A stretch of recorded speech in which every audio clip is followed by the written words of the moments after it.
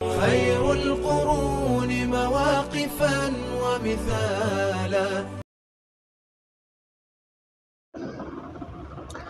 7واں ہے یا 11واں نمبر ہے ان کا آتا ہے ارقم رضی اللہ عنہ کے اسلام کا، جو یہ مسلمان ہوا.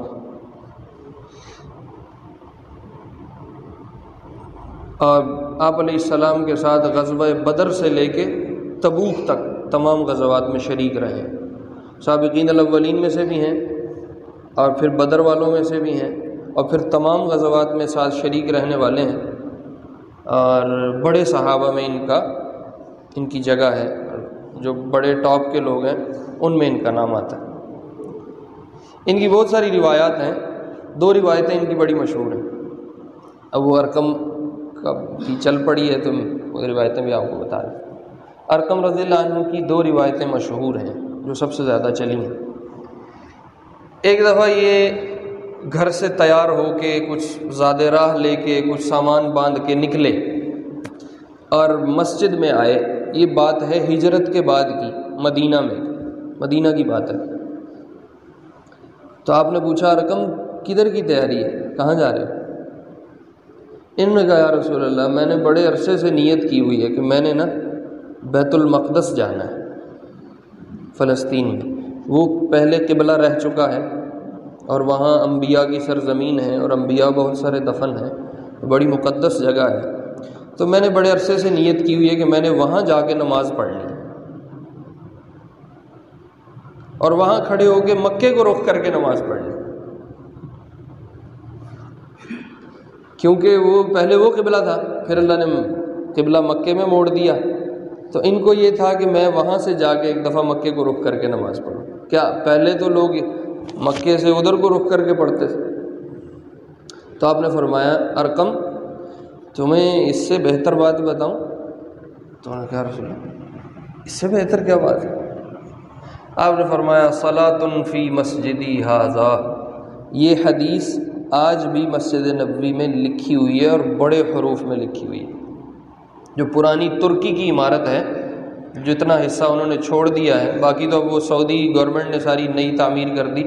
جتنا حصہ ترکی کا باقی ہے اس کے بالکل سامنے اگر آپ کھڑے ہوں تو ایک بہت بڑا یوں سبز رنگ کی ایک تختی سی بنی ہوئی، اس کے اوپر یہ حدیث لکھی ہوئی ہے. ارقم رضی اللہ عنہ اس لیے بھی زندہ ہیں ابھی تک، مطلب ان کا تذکرہ ابھی بھی موجود ہے. صلاۃ فی مسجدی ھذا. آپ نے فرمایا ارقم میری اس مسجد میں ایک نماز پڑھ لینا، مسجد نبوی کی بات ہے، میری اس مسجد میں ایک نماز پڑھ لینا خیر من 1000 صلاۃ فیما سواہ. دنیا کی تمام مسجدوں میں 1000 نمازوں سے بہتر ہے.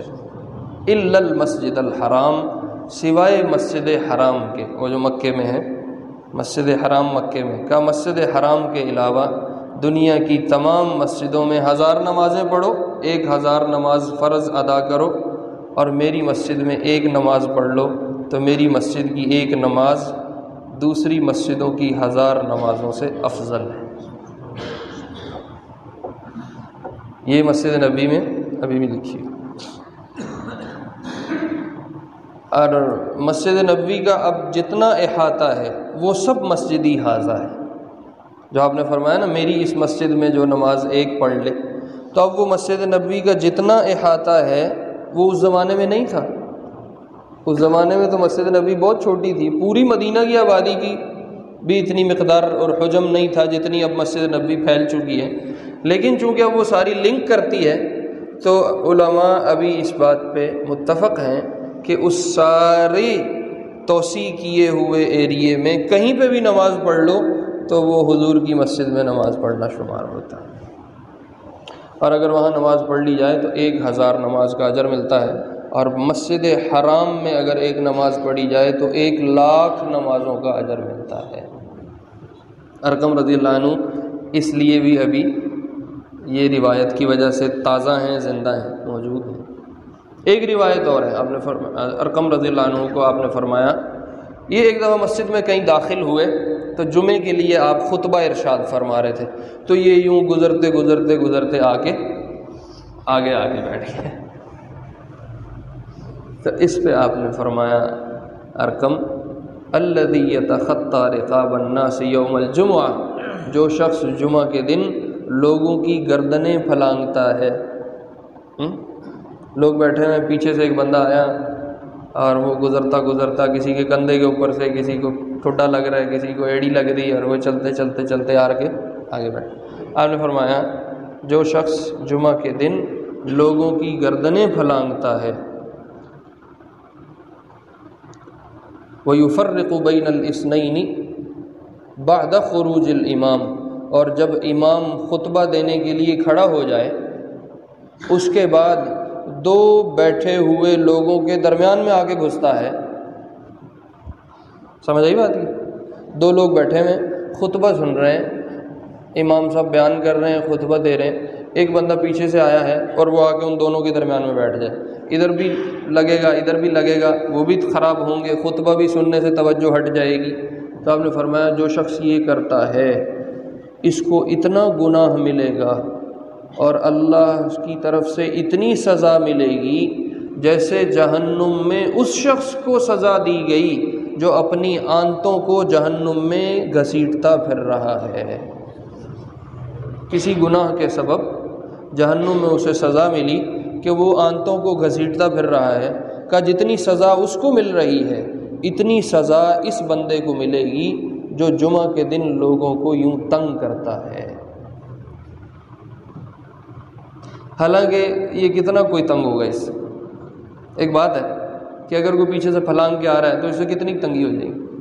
کوئی بہت زیادہ تنگی نہیں ہوگی، زیادہ سے زیادہ پاؤں لگ جائے گا، ایڑی لگ جائے گی، یا وہ بیٹھا ہے دو اکٹھے تھے تو ان کو ذرا درمیان میں آ کے گھسا ہے تو اس سے وہ ادھر ادھر ہوں گے. یہ کوئی بہت تکلیف نہیں ہے، تھوڑی بہت تکلیف، لیکن سزا کتنی بڑی ہے. اس سے پتہ چلتا ہے کہ ایمان والوں کے اعمال میں گھس کے ان کو تنگ کرنے والے کی سزا بہت بڑی ہے.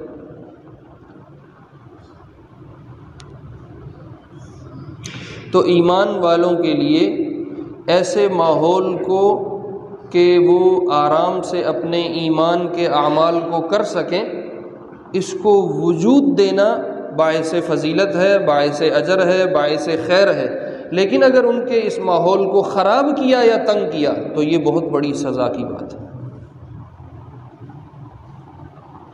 آپ دیکھو نا، مسجد کو آباد کرنے کے کتنے فضائل ہیں. کیوں؟ کہ ایمان والے آئیں اور یکسو ہو کر اور ساری چیزوں اور تکلیفوں اور پریشانیوں سے کٹ کے وہ بالکل خالص ہو کر اپنے رب کی عبادت بہترین ماحول میں کر سکیں، پرسکون ہو کے کر سکیں. اس لیے مسجد کی فضیلت ہے، مسجد کی آباد کرنے. آپ نے فرمایا جو مسجد سے ایک بال کو نکال دے صفائی کرتے ہوئے، ایک بال کو مسجد سے نکال دے، صاف کر دے، گویا اس نے اللہ کے گھر سے مرے ہوئے گدھے کو باہر نکال دیا. کتنی بڑی بات ہے.